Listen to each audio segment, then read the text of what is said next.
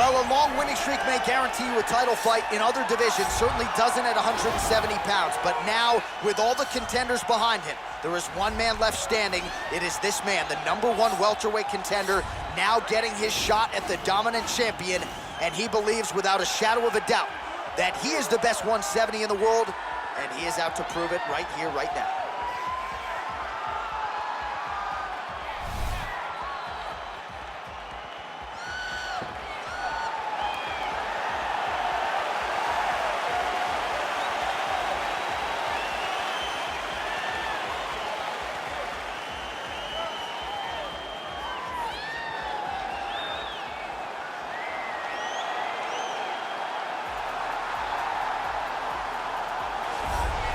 He is the reigning, defending, undisputed UFC welterweight champion of the world, and in a division that has so much depth in that top 15, it's even more remarkable that this man has remained the hunted. The question tonight, with a powerful challenger out of that blue corner, can he walk away and still?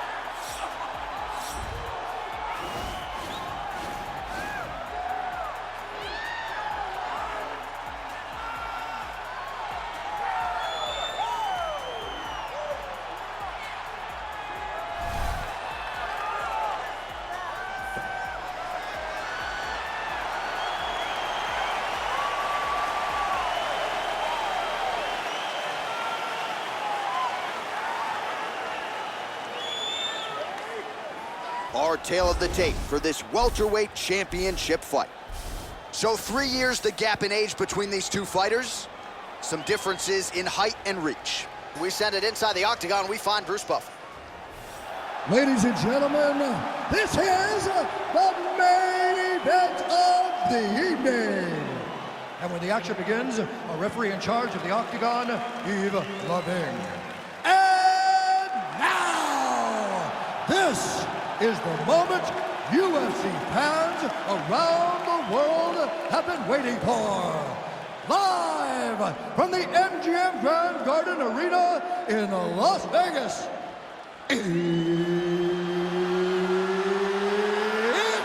time! 5 rounds for the undisputed UFC welterweight championship of the world. Introducing first, fighting out of the blue corner. This man is a mixed martial artist, holding a professional record of 12 wins, no losses. He stands 62 inches tall, weighing in at 185 pounds. Fighting out of Stockholm, Sweden, presenting the challenger, Khamzat Chimaev. And now, introducing the champion, fighting out of the red corner. This man is a wrestler, holding a professional record of 24 wins, 1 loss. He stands 5 feet 10 inches tall, weighing in at 155 pounds. Fighting out of Makhachev, Russia, presenting the reigning, defending, undisputed UFC welterweight champion of the world, is from Makhachev.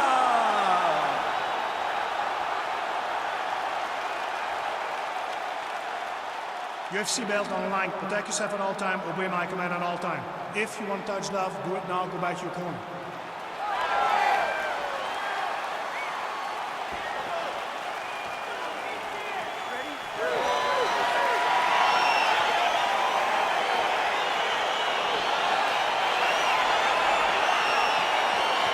All right, to really go, round 1 is underway. Very compelling matchup for fight fans around the world, and going to be very interesting to see how soon the grappler goes for the takedown. Well, he's going to try to get the takedown right away. All right, so now we are on the ground. Now he is in his wheelhouse. We'll see if he can get one of his submissions to pop here tonight. All right, so you got to be careful playing on the ground with this guy. You don't want to mess around for too long. All right, working inside the closed guard now. Nice hammer fist. Well, you see all the grappling repetitions here. Just now he's attacking the triangle. Triangle looks pretty tight, DC. I'm no Brazilian Jiu-Jitsu black belt, but maybe not good here. No, it looks like it's getting in deep. Watch triangle, watch triangle.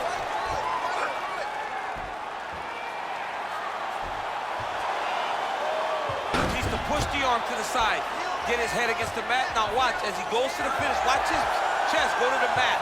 He goes flat. And this might just be a matter of time. Nicely done. Strong bottom work here, staying busy. Oh, man. This ground and pound is good. Probably my favorite striking realm in MMA, and he's as good as it gets. The problem is his opponent is not controlling his posture. He's allowing his opponent to get up, and when he does, he creates this space to land these beautiful ground and pound combinations.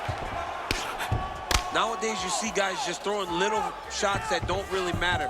Very few guys now are committed to ground and pound as they were in the past. Lands the ground and pound strike. He's putting him in exactly the position he needs to be in right now. He's able to relax here. And he understands, being a veteran of so many fights, that as long as he's on top, he's winning. He feels like he's winning here.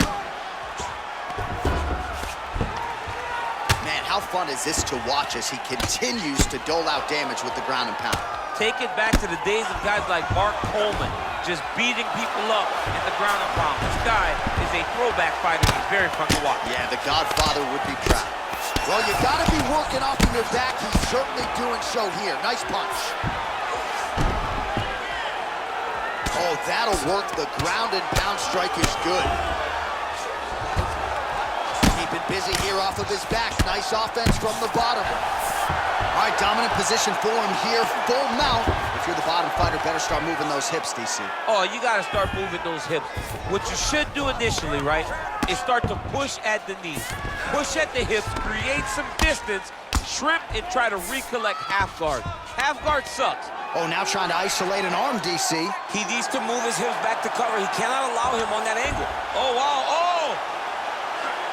You gotta recognize that when a guy starts to put his feet on your hips, you gotta move him off. Now he falls back into the finishing position.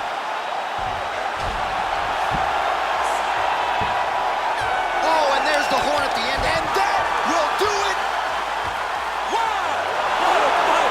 Right, I mean, how do you not admire the focus of this young fighter? You could tell he was looking for that submission much earlier in the round, but he didn't want to rush it. He stayed patient, let the setup do its thing, and ultimately the submission materializes organically late in the round. High-level stuff out of that young fighter here tonight. All right, let's take a look back at the replay as he gets it done by submission tonight, champ. Just watch how slowly he approaches the submission, though. He never rushes. He takes his time, but it's his trickiness. It's his ability to trick people into going to the floor with him that puts them in danger and finishing fights. And there he is, the UFC welterweight champion of the world. What a moment for him here tonight as he earns the victory by submission. Ladies and gentlemen, the referee has called a stop to this contest, declaring the winner by tap out, Khamzat Chimaev! So there he is, the newly minted UFC welterweight champion. You had to look far and wide for people who were picking him in this spot tonight. As Dominic Cruz said, when you became the double